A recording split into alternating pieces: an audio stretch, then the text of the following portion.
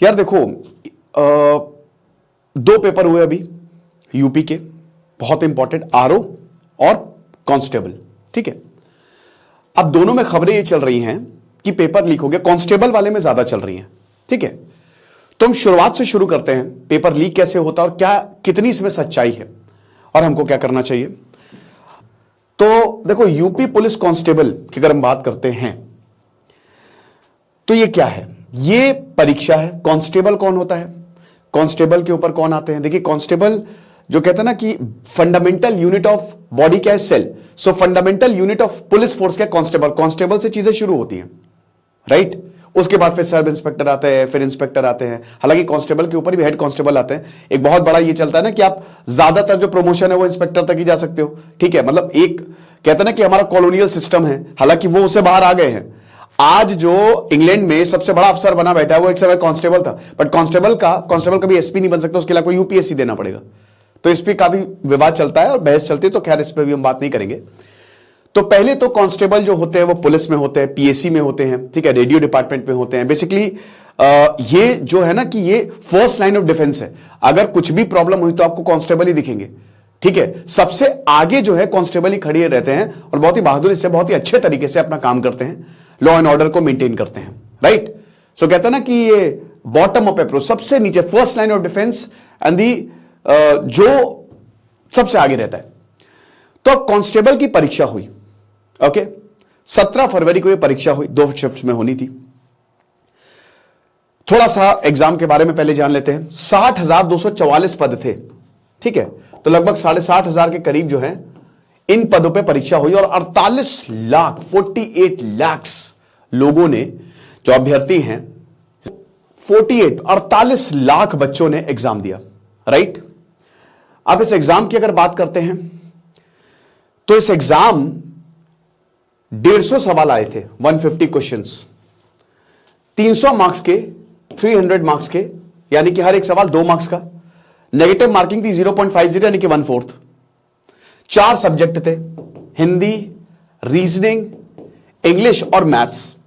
इसमें इंग्लिश नहीं आती है, सॉरी इंग्लिश कह रहा हूं, जीके, ठीक है।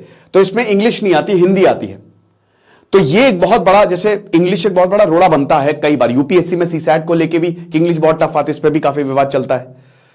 तो यहां पे अंग्रेजी नहीं पूछी जाती है, हिंदी पूछी जाती है। तो बहुत सारे लोग, बहुत सारे बच्चे इस एग्जाम को भरते हैं, उनका जीवन इस पर टिका है भाई। तो हिंदी आती है, रीजनिंग आती है। कितने सवाल हिंदी और रीजनिंग के, मैं थोड़ा सा अच्छे से लिख देता हूं। हिंदी, रीजनिंग, मैथ्स और जीके, ठीक है। तो अगर हिंदी और रीजनिंग की बात करें तो 37 सवाल, बाकी 38 सवाल मैथ्स और जीके के। बट मैथ्स में भी जो आधा आता है ना, 17 से 18, वो रीजनिंग का ही आता है। तो आप रीजनिंग को 50 से ऊपर ही मान सकते हो। और 150 सवाल हैं, 300 मार्क्स का पेपर टोटल। जो एनालिसिस हुआ, जो मैंने, मेरे जो स्टूडेंट थे उन्होंने कहा सर इस बार पेपर टफ था, ठीक है, बढ़िया बात हो गई। लगभग 2400 सेंटर्स बनाए गए थे पूरे यूपी में, 48 लाख एक बड़ा आंकड़ा है। उसके बाद जब आप, पहले एक रिटन एग्जाम होगा, रिटन एग्जाम को जब आप पास करेंगे, उसकी मेरिट तैयार होगी, रिटन एग्जाम को पास करेंगे, फिर आपका डॉक्यूमेंट वेरिफिकेशन होगा, डॉक्यूमेंट को वेरीफाई किया जाएगा। डॉक्यूमेंट वेरिफिकेशन के साथ आपके पास फिजिकल टेस्ट होगा, पीटी, सबसे इंपॉर्टेंट है। आपको पता है कि जब आप पुलिस में जाते हो तो हाइट की जरूरत होती है। तो मर्दों के लिए, जो मेल्स हैं, वो 168 सेंटीमीटर हाइट होनी चाहिए, 5.5 फीट से थोड़ा सा ऊपर, 5 फीट 6 इंच के आसपास। और जो फीमेल्स है वो 152 सेंटीमीटर हाइट होनी चाहिए। और आपको दौड़ लगानी पड़ती है, ठीक है ना, लंबी दौड़ लगानी पड़ती है, लगभग 2.5 किलोमीटर के आसपास आपको दौड़, और फीमेल के लिए थोड़ा सा आधा होता है। तो ये फिजिकल टेस्ट आपका होता है और इस बेसिस पे आपका चयन होता है। 18 से 22 साल, जनरल के लिए 18 से 22 साल एज है। और सबसे बड़ी बात है कि इसमें आपको ग्रेजुएशन नहीं करना, आपको 12th पास होना जरूरी है। 12th के बाद आप इस एग्जाम को दे सकते हैं।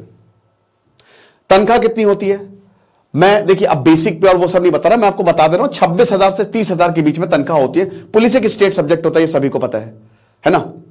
तो 26,000 से 30,000 के बीच में, जो कि शुरुआती बढ़िया है। मैंने, जैसे कई बार ऐसा हुआ, जैसे एक कांस्टेबल था, उसने यूपीएससी आईएएस बना, वो पिछले साल के जो रिजल्ट आए थे, ऐसा होता है यूपीएससी, मतलब ये तो शुरुआत है ना, उसके बाद आप तैयारी करते रहते हो। और अगर आप प्रशासन में आ जाओ तो बहुत ही बढ़िया है। अब इसका एग्जाम अभी होना था, ओके, और ये बहुत बड़े पैमाने पे वैकेंसी आई थी। अभी आरओ का भी एग्जाम हो, तो इस बार यूपी सरकार लगातार वैकेंसी निकाल रही है। तो अब इसका एग्जाम हुआ। अब एक स्टूडेंट गया, घर आया, मस्त बोला कि मेरा एग्जाम हुआ है, बढ़िया। घर आते आते देखा कि पेपर लीक, ट्विटर टेलीग्राम पे एज इट इज पेपर। दिमाग खराब हो गया। ट्विटर पे लगातार खबरें चल रही हैं, ट्विटर पे ये ट्रेंड हो रहा है भाई, 15 लाख के करीब ट्वीट पड़ गए, कल नंबर 1 ट्रेंड हुआ, इस पे एक्शन लो। यूपी पुलिस बोर्ड जिन्होंने इस पूरे एग्जाम को कन्वर्ट करवाया है, कंडक्ट करवाया, UP police and promotion board, ठीक है, उन्होंने क्या बोला है। लेकिन इससे पहले हम आपको बताना चाहते हैं कि एग्जाम लीक कैसे होता है। देखिए, हो सकता है आप उसे डिसएग्री करें, लेकिन बहुत ही विनम्र तरीके से मैं ये बोलना चाहूंगा, एग्जाम यूपीएससी जैसा हो, जैसे यूपीएससी पेपर करवाती है, अगर रिटर्न हो रहा है। नहीं तो मैं कहना चाहता हूं, हो सके तो इस एग्जाम को ऑनलाइन कर दो और ठेका दे दो टीसीएस को।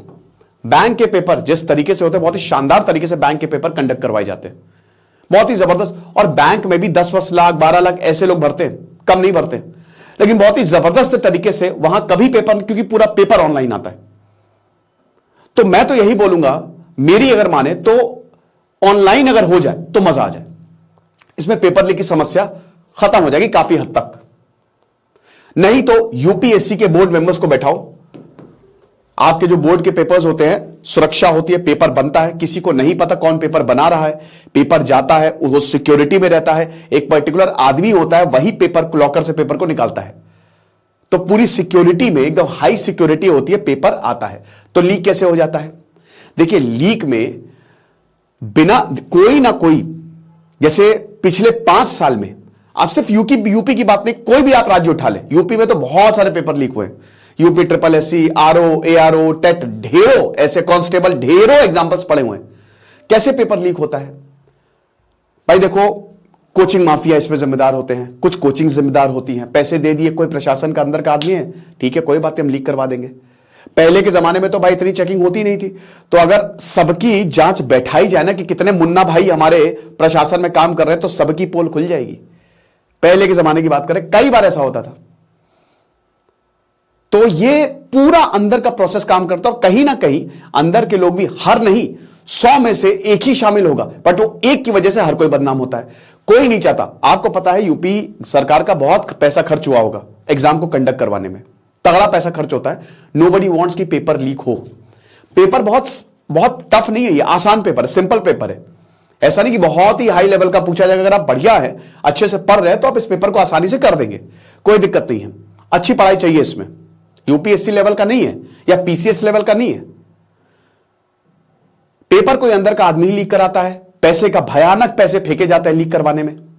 अब मुझे समझ में नहीं आता कि कई बार ऐसा होता है कि पेपर आप देने गए, अबे 2 घंटे पहले लीक हो गया। अब मुझे ये आज तक नहीं समझ में आया कि 2 घंटे पहले लीक हुआ है, व्हाट्सएप पे पेपर आ गए। भाई 2 घंटे पहले कौन कितना पढ़ लेगा, समझ में नहीं आ रहा। 1 घंटे पहले कौन कितना पढ़ लेगा, लेकिन फिर भी लीक हुआ तो हुआ। ये बहुत टेंशन की बात है। अब इसमें क्या होता है, बच्चे जो हैं हमारे, वो परेशान होते हैं।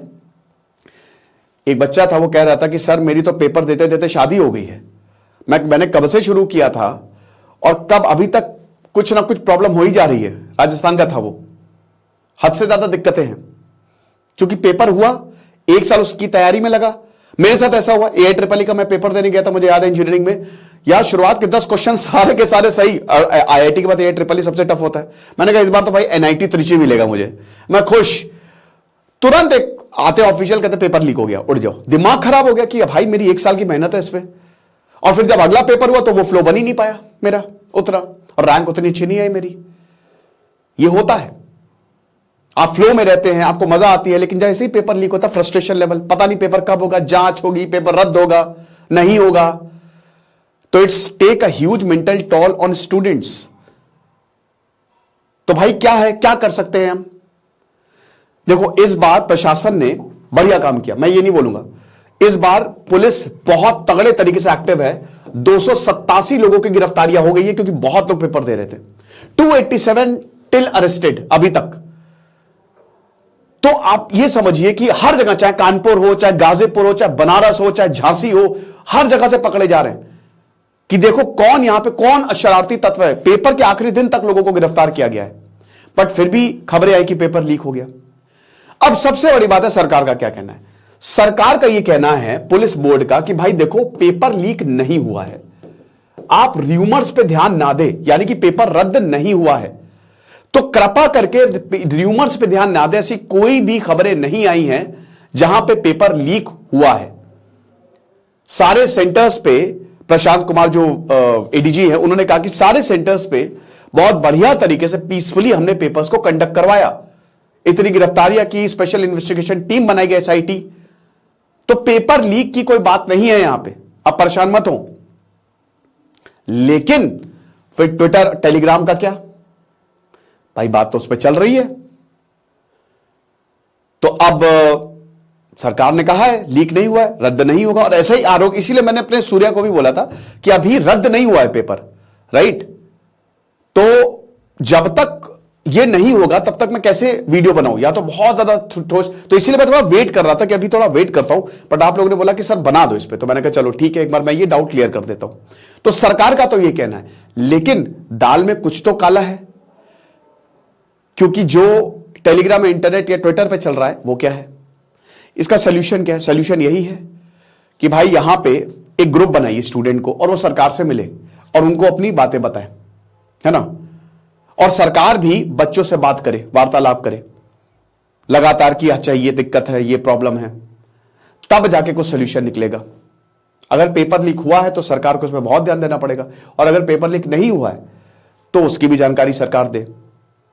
खैर सरकार ने तो दी है, लेकिन वही दूसरा पॉइंट, लॉन्ग टर्म सोल्यूशन पे जाना है तो भाई यूपीएससी से आप, एक एग्जांपल है यूपीएससी जो ऑफलाइन पेपर कंडक्ट करवाता है, नहीं तो इसको ऑनलाइन कर दो, एक अच्छा सोल्यूशन है। आपको क्या लगता है, आप मुझे इस बारे में जरूर बताइएगा।